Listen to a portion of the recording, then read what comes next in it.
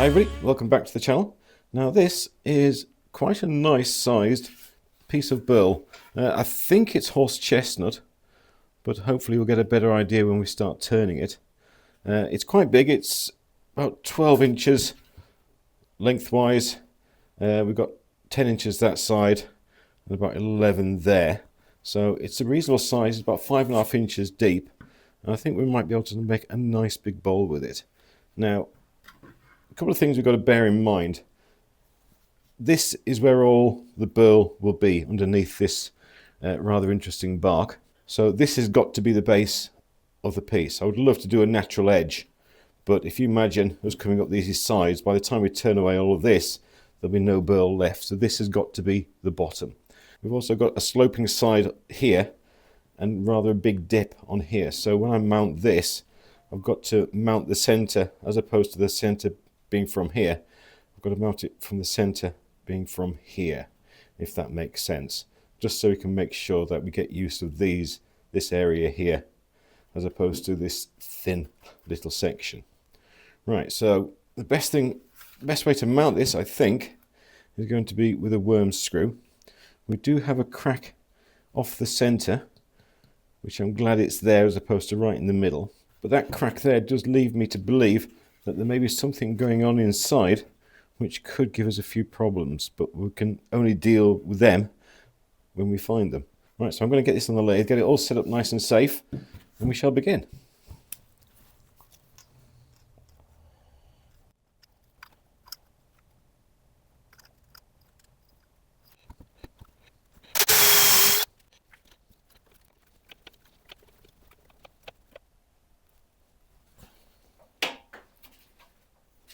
Okay, we're nice and safely on the lathe. It's a little out of balance, so we're going to be turning at about 570 RPM.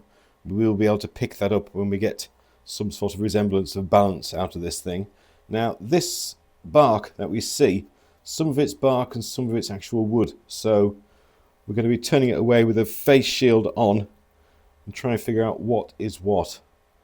I've no real expectations what this is going to look like at the end.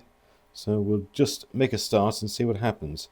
Like I said, face shield will be on, and I'll be starting with a 1/2 inch bowl gouge.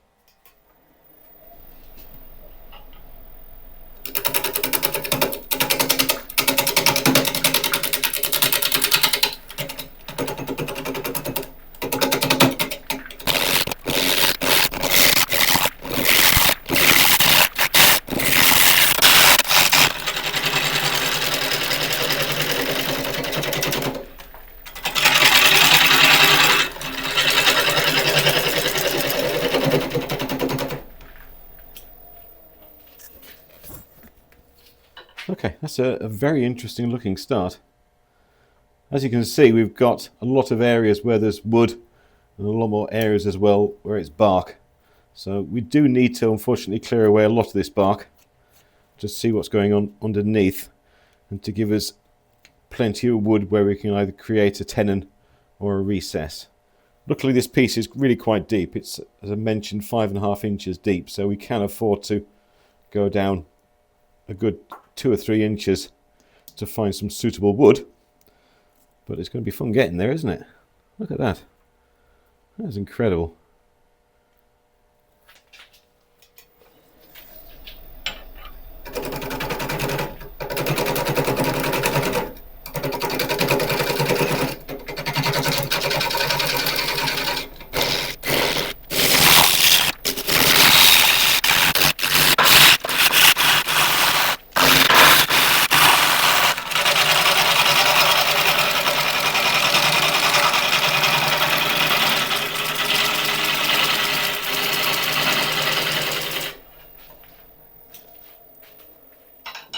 Okay, it's all going well. We've still got an awful lot of this bark to get through, although the promise of what is underneath is really quite alluring. Now, the last couple of cuts I made there, I started coming in from this side just to investigate the possibility of it being a winged piece, a winged bowl. Now, I know a lot of people don't like winged bowls, but when I'm working on a piece like this, where I have no real conception of what it could become, I do like to try and explore different possibilities as I'm turning through it. They don't always hold weight, they all sometimes look a bit nasty, but if you don't take the opportunity to explore, then you never know what you're going to miss. So excuse me while I continue to explore. I think I'll just take this a little bit closer in and then see if I can flare it out a little bit. Now this big chunk here, this is all bark, so if I was going to go winged, then I've got to try and figure out how that would fit in. It is pretty solid, there's no sign of it coming off, so if it is to be kept, then it would stay on. Right, I'm going to continue on messing around and we'll see what comes out.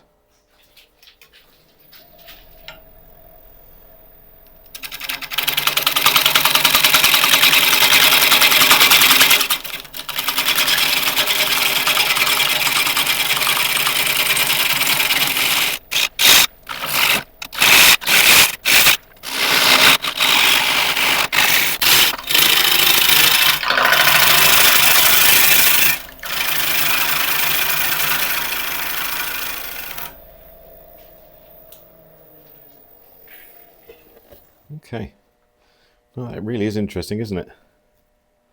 I really quite like that. I think this centre bowl area has got to become a little bit smaller because I think there's too much bark being left.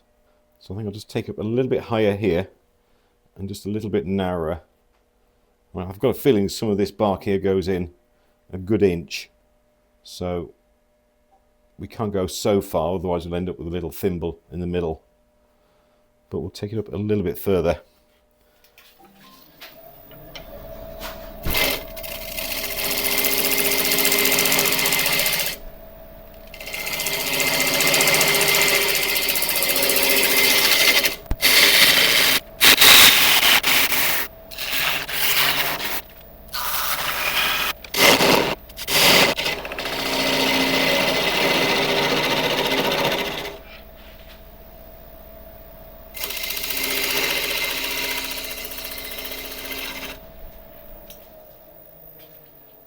Okay, that's absolutely amazing grain around here. That spalting around the burls really looks absolutely beautiful. Now I think what I'm going to do in this situation is try and remove some bits of this bark in here just to see what's going on inside. I think that's going to give me a better clue as to what I want to do with this.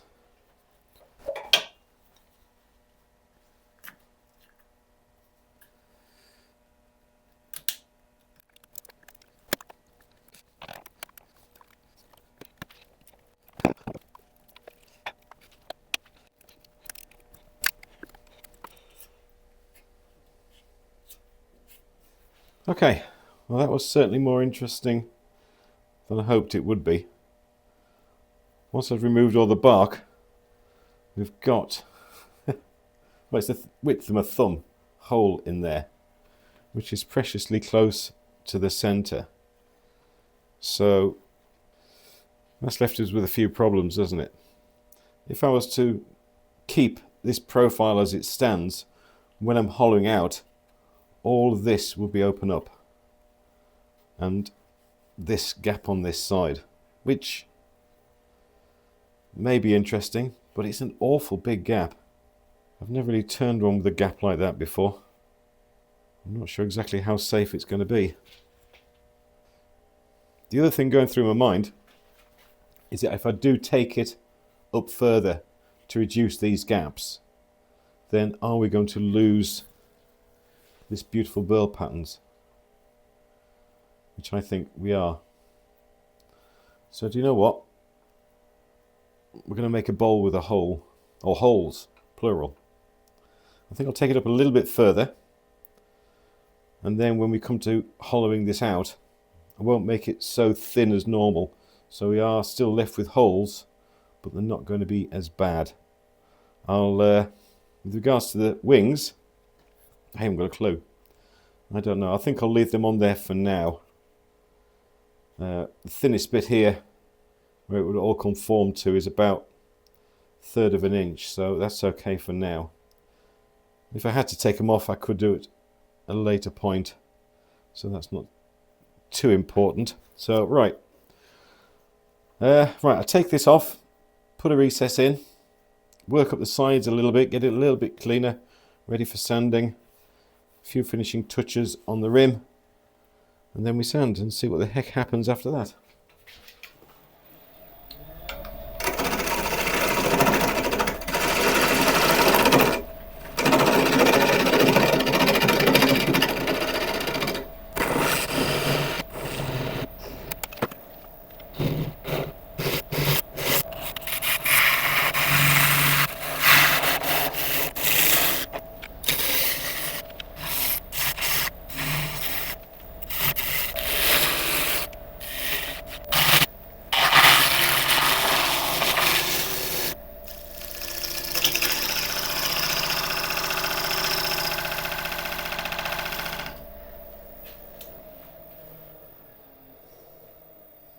Okay, right, it's looking nice.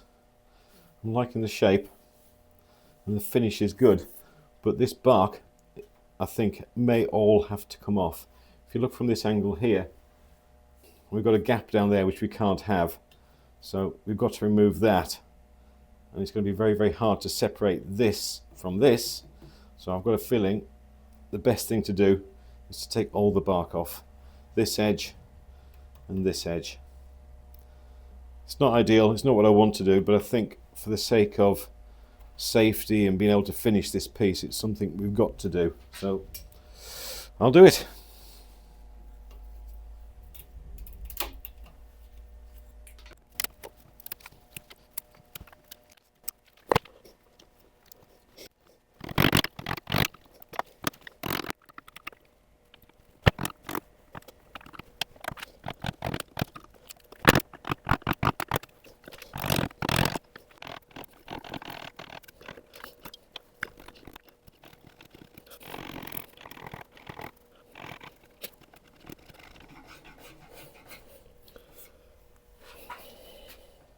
Okay, we've just about got all the bark off that I can access, and one thing it certainly made me realise is that when we come to hollowing this out, we are going to have some very interesting times.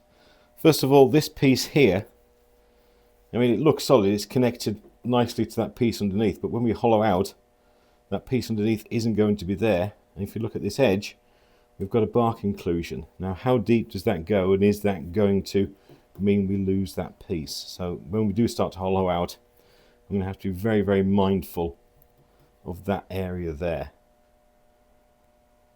And also,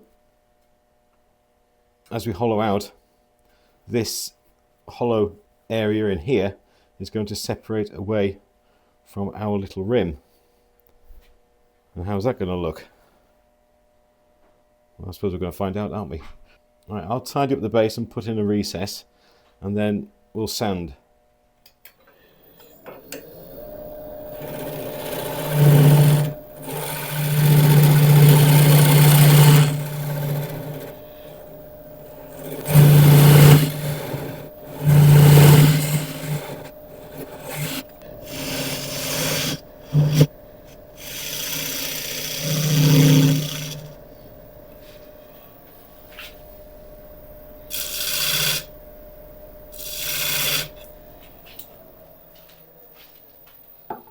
Okay, I'll set up for sanding.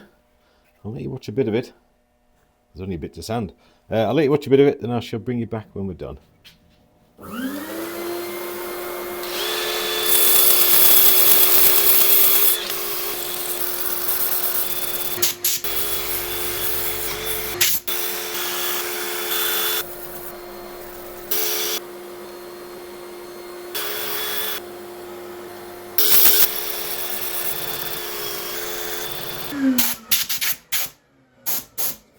Okay, sanding was very interesting.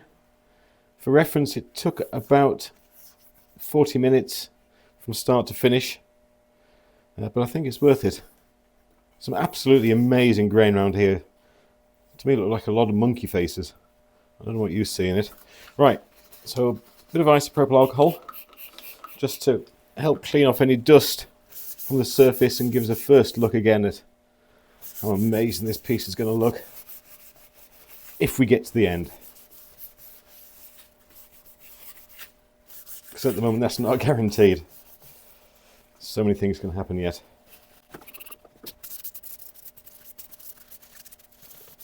Right. When this is dry, I'm going to come back and put on a blonde shellac sealer. When that's dry, we'll turn it around. I've no real idea what's going to happen with the shape of this once we've hollowed it out, so we're going to leave any final finish until the end. Okay, that's all nice and dry. We're going to go on with a blonde shellac. Blonde shellac will help protect the surface from any staining while we're finishing the other side. You know, just in case I start to cry or anything like that. We don't want it to stain the wood.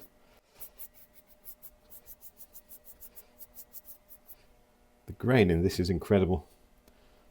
Horse chestnut is one of those woods that you don't get to turn an awful lot of. It's not necessarily a commercial wood in the UK. It's not very strong, so it's not used for construction. So it's not hunted down by the forestry industry. So basically we just get hold of whatever's being cut down from gardens or from parks. And if we know nice lumberjacks, then hopefully you can get a few pieces.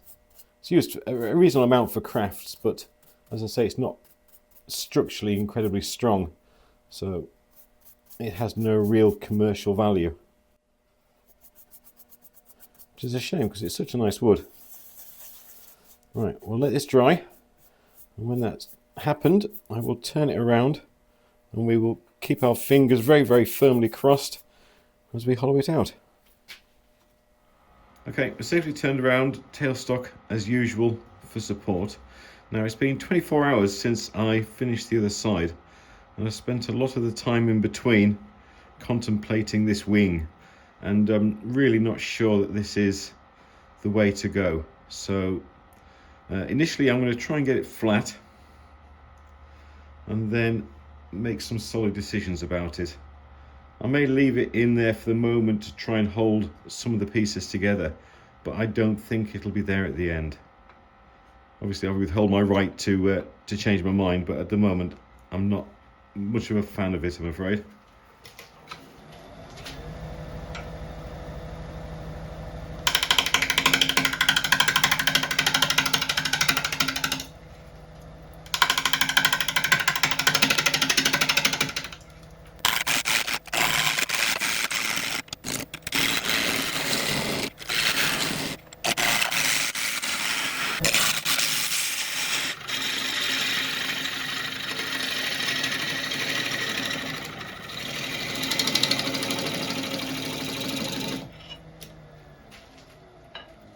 Okay, that's nearly touching all the wing, just this top corner to go.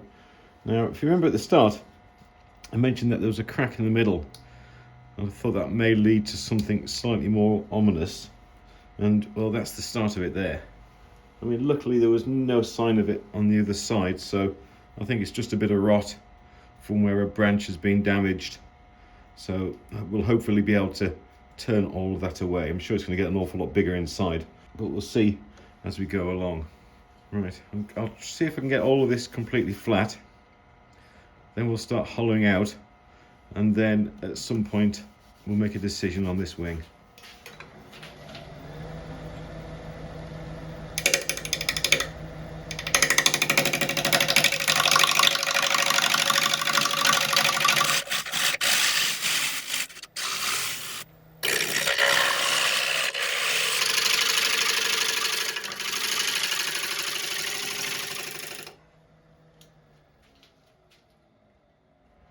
Okay, that's nearly got it all. It is getting nice and thin. We've got some nice burls there, so if we do lose it, it'll be a shame to see those go, but we'll do what we have to.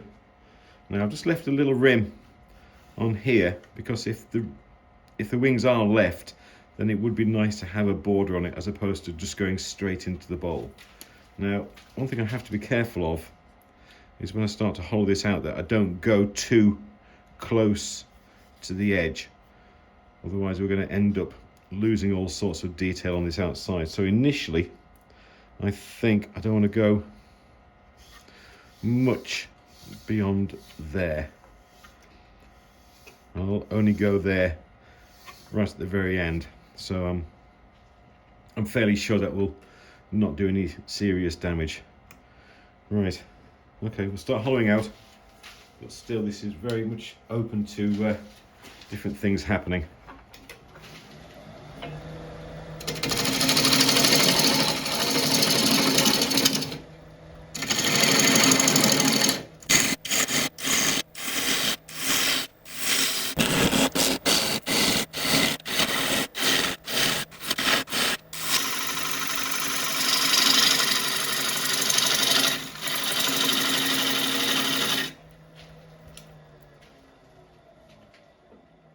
Okay, all going well. That rot in the centre seems to be confining itself to a small area, which is nice. And get some beautiful shavings as well. Right, I'm going to quickly go and sharpen up again, and then we'll continue.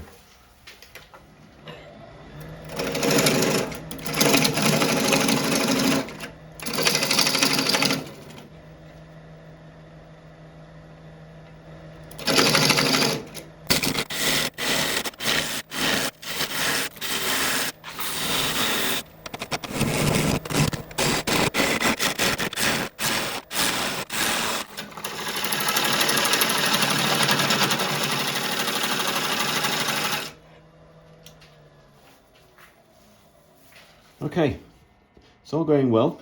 Cuts are nice and smooth, so I'm pleased about that. The wood's in pretty good condition, all except this little bit here. Obviously that rot's got an awful lot worse, but like I said before, it's not on the base anywhere, so I'm fairly certain we are going to be able to turn past that. There may be some remnants left, but hopefully nothing we can't deal with. I'm going to have to start thinking about taking the tailstock away in a second, because I can't get these wider cuts coming in from this edge with this in the way. So I'll take this down a little bit further, take the tailstock away, and then we'll carry on hollowing.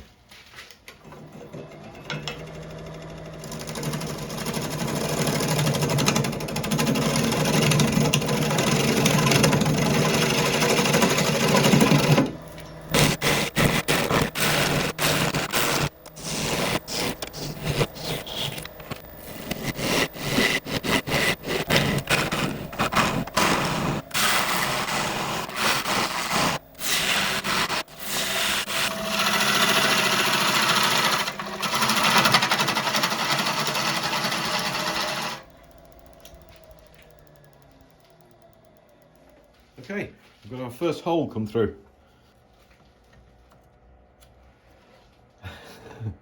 I'm starting to really panic now.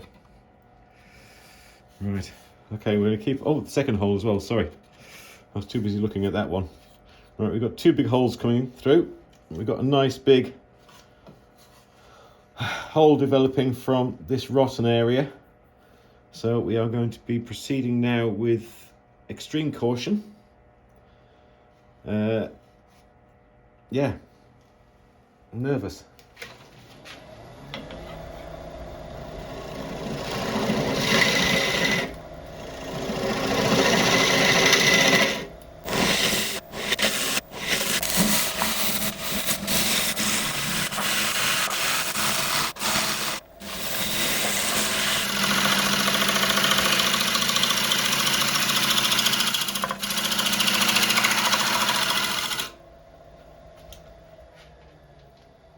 Okay, we're progressing. The holes are getting bigger. My wife's making a leek and potato soup for lunch. I don't think it's going to be served in this. I would like to get to the bottom of this, so I think I'll just go down a little bit on the base, see how this looks, and then start working up the sides a bit more until I get to a point where I feel that going any further is going to jeopardize the structural integrity of it, if it's not jeopardized already, that it is. I'm just going to quickly change over this tool rest to a curved one so I can get the tool closer to the surface to stop vibrations.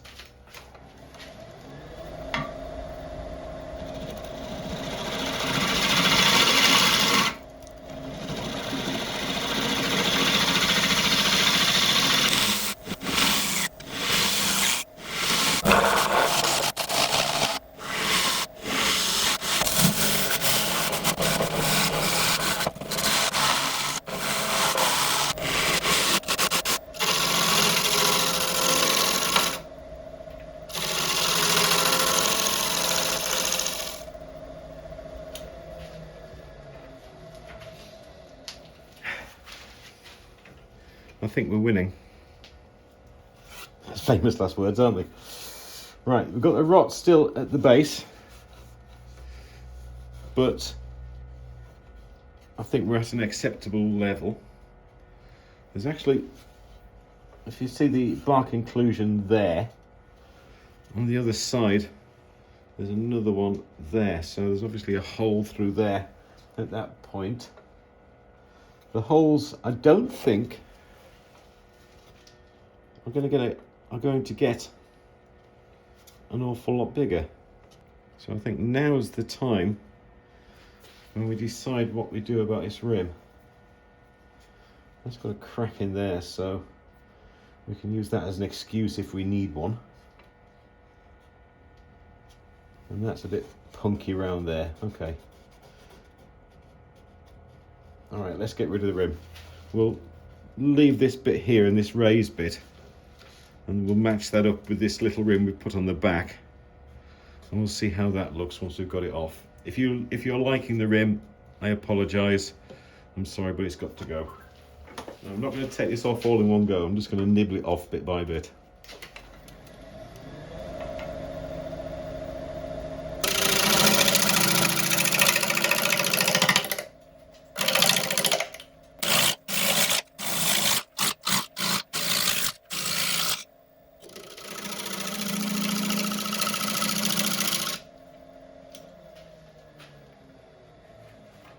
Right, I'll just stop there a second, just in case I'm missing anything that I should be doing, or an opportunity. Okay, right, we've got it round. And it's starting to look a little bit better. How about if we put a gentle curve from this top edge out to here? What do you think? Let's give that a go.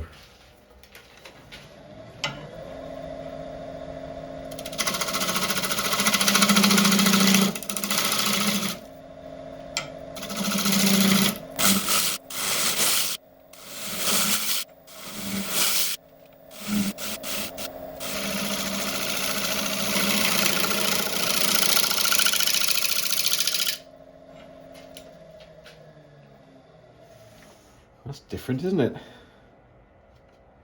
Well, the crack goes all the way through. I actually like it. Oh, the crack there as well. Am I just losing the plot? Or is that actually okay? I think I'm that desperate to have a wing that I'm starting to lie to myself. All right, let's take the wing off.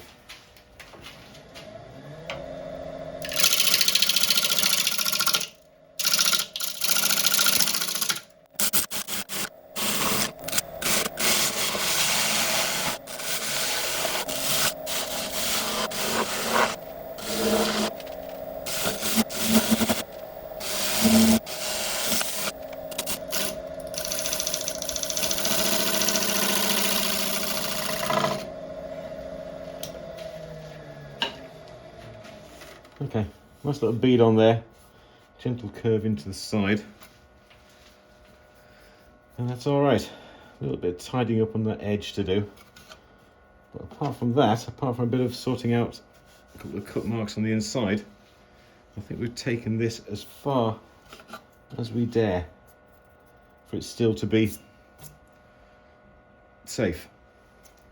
And we've got this flying wing on the top here, which is just ridiculous, but I like it. And another one there. I think we're in danger of this taking off. Right, I'm going to sort out these few little problems, this lip and the tool marks, and I think then we're ready for sanding.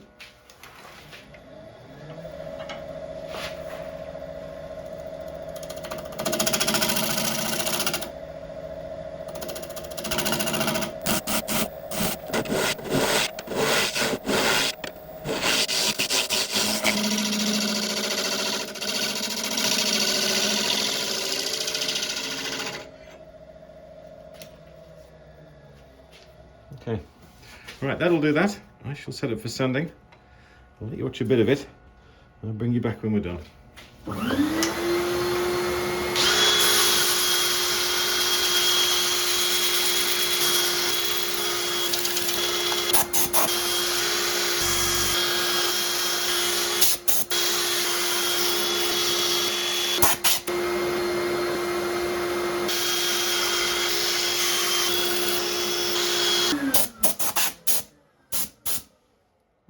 That's all sanded.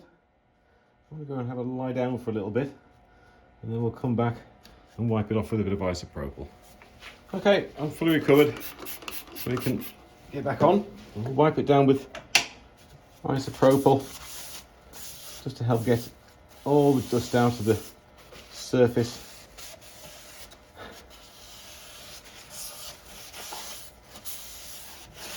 And it's beautiful, isn't it?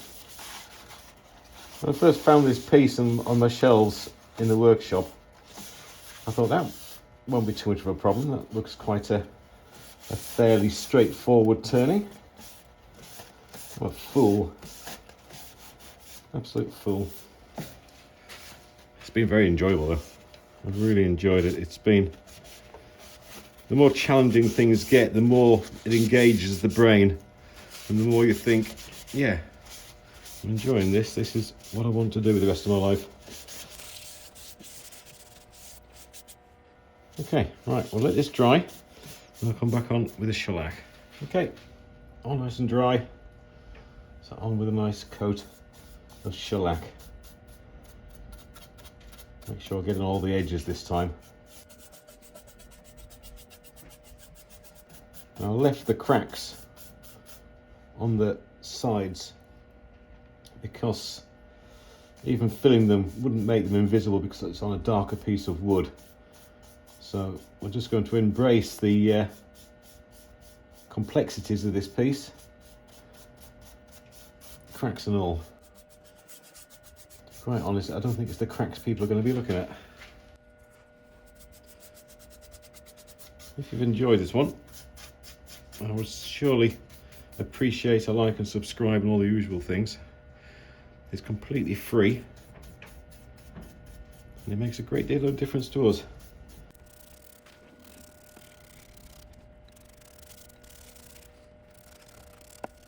I'll give the back a second coat while I'm here.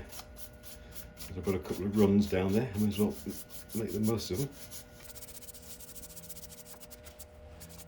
Okay, I'm going to let this sit for a while so it can fully dry, and then we'll come back and we'll start to put on the final finish. Okay, there we go, we're off the lathe and we're all ready to put on the final finish. I'm going to use Danish oil this time. I know I've been using tung oil the last couple of times, but I do like Danish oil, so we're going to use it for this one.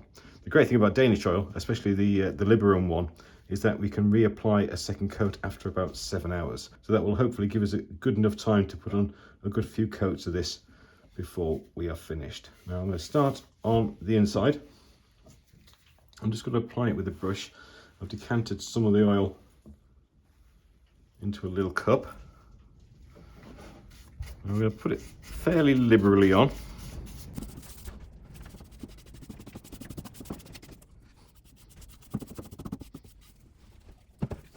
Very careful now to try and get into all the little nooks and crannies of this piece, of which there are many.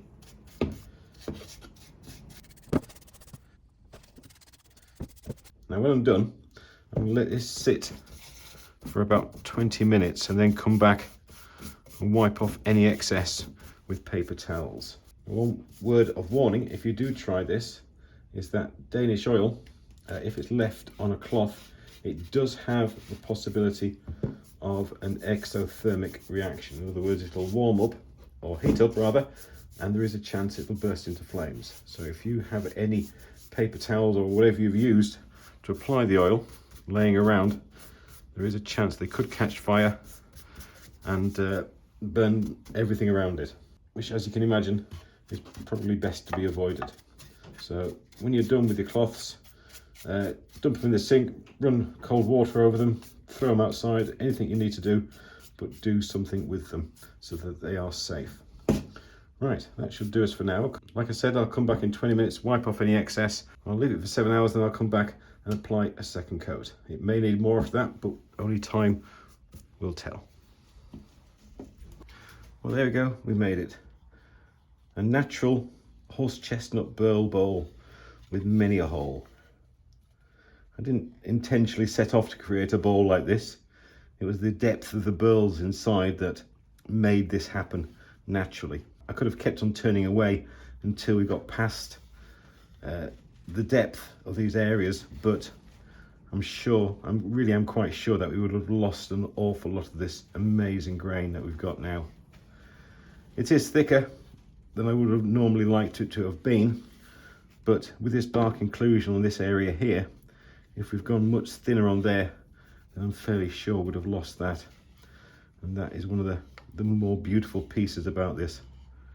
Not that there's really a piece that is uninteresting, it's all fairly remarkable. The spalting around these burl areas here look like so many different faces, and I absolutely adore it. It gave me a few design problems along the way. I really wanted to try and keep that wing, but once I started to be honest with myself and look at it through a fresh pair of eyes, I realised that it really wasn't suiting, it wasn't working. And I really liked the design, the way the rim came out. It's kind of giving it like almost like a Greek style feel to it, almost like an ancient artifact. So anyway, if you've enjoyed this one, I sincerely hope you have. I'd really appreciate a like and subscribe and all the usual things. And if you could share it as well, then that would be amazing. Anyway, that's it for now. Thank you very much indeed, and I'll see you all next time. Thank you.